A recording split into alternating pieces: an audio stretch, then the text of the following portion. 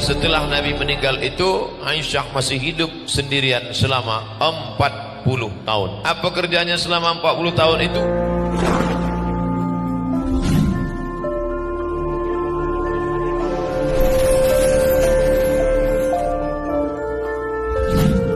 Meninggal Nabi Muhammad sallallahu alaihi wasallam di kamar Aisyah, dalam pangkuan Aisyah radhiyallahu anha.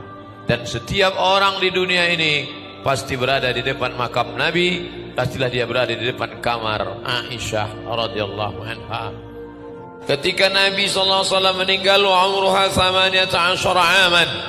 Ketika Nabi meninggal, umur Ummul Mukminin Aisyah 18 tahun. Dan setelah Nabi meninggal itu, Aisyah masih hidup sendirian selama 40 tahun. Apa kerjanya selama 40 tahun itu? Yasumud dahra, puasa dahar. Kita tahu puasa yang mungkin banyak kita lakukan 8 hari, Senin, Kamis. Yang lebih banyak daripada itu 15 hari. 1, 3, 5, 7, 9, 11. Tapi Aisyah puasanya lebih banyak. Yasumud dahra, dia berpuasa dahar, puasa sepanjang masa. Ikhtilaf antara ulama tentang siapa boleh sepanjang masa. Aisyah boleh. Kenapa boleh? Dia tak ada suami, dia tak ada anak, dia hidupnya penuh dengan ibadah kepada Allah Subhanahu wa ta'ala. Di antara istri Nabi sallallahu alaihi wasallam, maka Aisyah inilah yang paling alim. Bagaimana mau meriwayatkan tentang mandi Nabi, tentang wudhu Nabi, tentang tidur Nabi, tentang bagaimana Nabi di kamarnya, bagaimana Nabi sholat di waktu malam. Itu hanya bisa diriwayatkan oleh Aisyah radhiyallahu anha.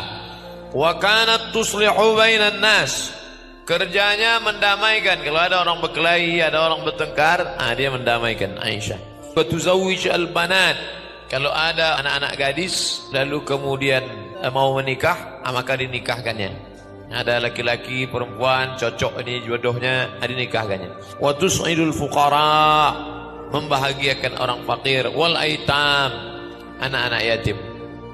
Yatiha sahabatu li talabil ilmi wal hadis, datanglah sahabat-sahabat Nabi dari berbagai penjuru untuk mengambil hadis dari Aisyah radhiyallahu anha.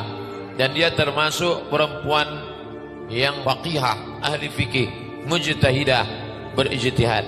Makanya ada ijtihad Aisyah dalam beberapa masalah. Mazhab Aisyah, faqihah, adibah, sawamah. Faqihah, ahli fiqih. Adibah, bahasanya lembut. Sawamah, banyak puasa sunat.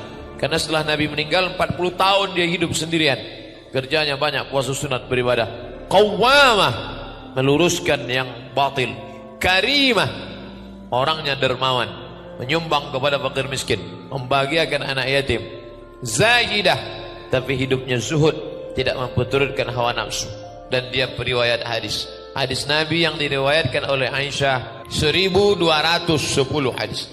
Di antara 7 sahabat Nabi, maka yang banyak meriwayatkan hadis di antaranya adalah Aisyah radhiyallahu anha.